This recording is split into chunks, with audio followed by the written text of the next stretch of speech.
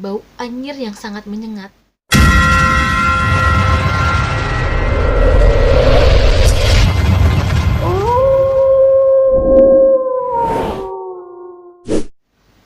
Assalamualaikum, hai semua.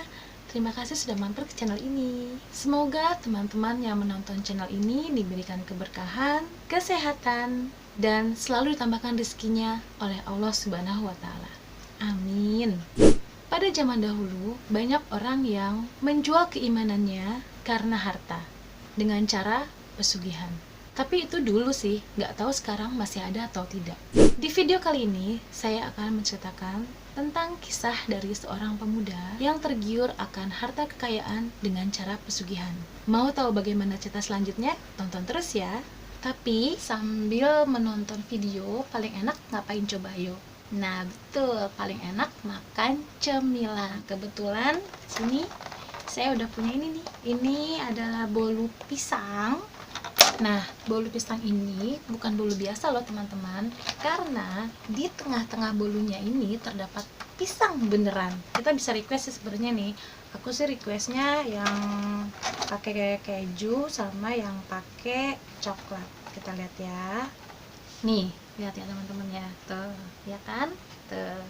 Ada potongan-potongan pisang di dalamnya tuh. Karena saya sukanya coklat, jadi saya mintanya coklat. Boleh sih request kalau mau pakai keju. Kita coba ya. Bismillah. Enak. Bolunya lembut, nggak bau amis. Pokoknya enak deh. Kalau teman-teman mau coba, bisa langsung order aja ya. Nanti saya kasih Instagramnya di kolom deskripsi. Oke? Sebelum saya ceritakan, bagi teman-teman yang belum subscribe ke channel ini, di-subscribe dulu ya teman-teman, supaya teman-teman tidak ketinggalan dengan video dan cerita seram lainnya. Are you ready? Kita langsung saja di Inces.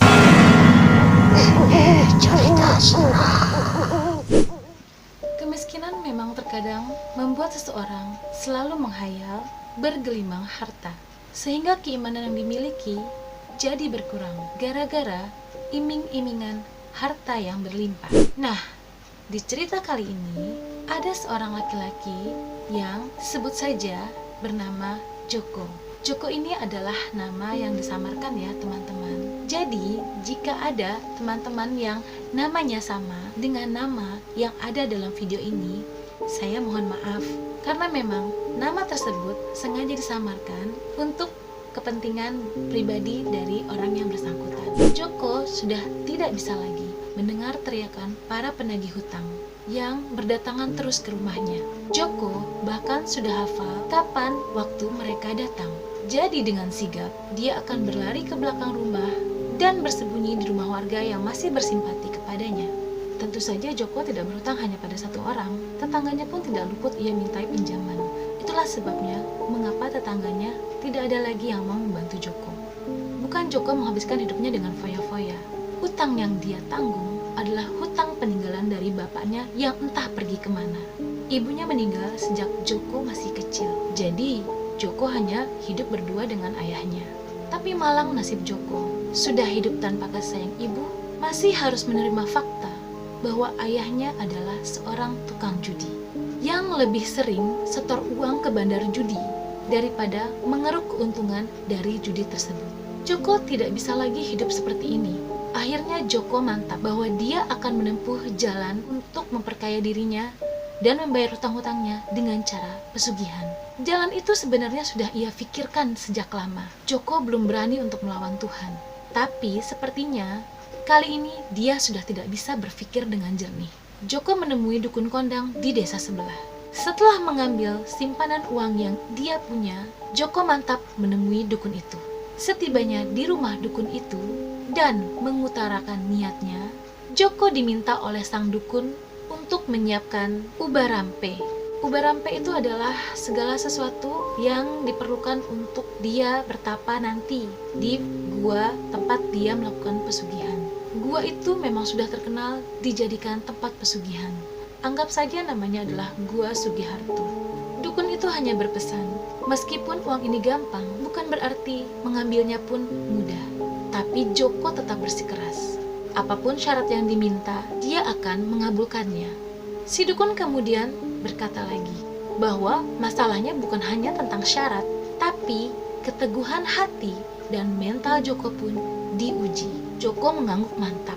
Demi kekayaan, pesugihan model apapun bukan masalah bagi dia. Singkat cerita, pada malam Jumat Kliwon, sesuai arahan dari sang dukun, berangkatlah Joko untuk bertapa semalam suntuk di dalam gua itu. Sesampainya di dalam gua, Joko merasakan keanehan. Tempat ini begitu terkenal akan tempat pesugihan. Tapi kenapa sepi? Joko berpikir seharusnya tempat ini ramai. Jadi, dia tidak akan bertapa seorang diri di dalam gua itu. Joko pun segera masuk ke dalam gua.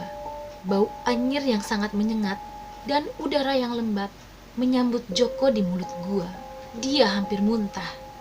Tapi bayangan keluar dari jerat hutang mengalahkan bau anyir tersebut.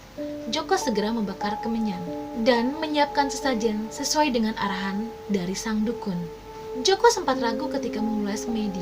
Apakah dia benar-benar mampu menjalani pesugihan? Keraguan itu segera ia tepis. Dia benar-benar ingin segera kaya dan keluar dari jeratan hutang. Joko begitu khusyuk dalam bersemedi. Niat menempuh pesugihan sudah sangat kuat dan mantap. Semedi Joko pun sepertinya menuai hasil. Ketika ada suara berat yang memanggil dirinya, Joko sempat kaget. Namun, dia pun menenangkan diri dan melihat siapa yang memanggilnya. Joko membuka mata, dan seketika itu juga jantungnya terasa berhenti. Dia melihat pemandangan yang paling mengerikan di dalam hidupnya, sekaligus menyesali pilihannya mengambil jalan pesugihan. Apa yang dilihat Joko?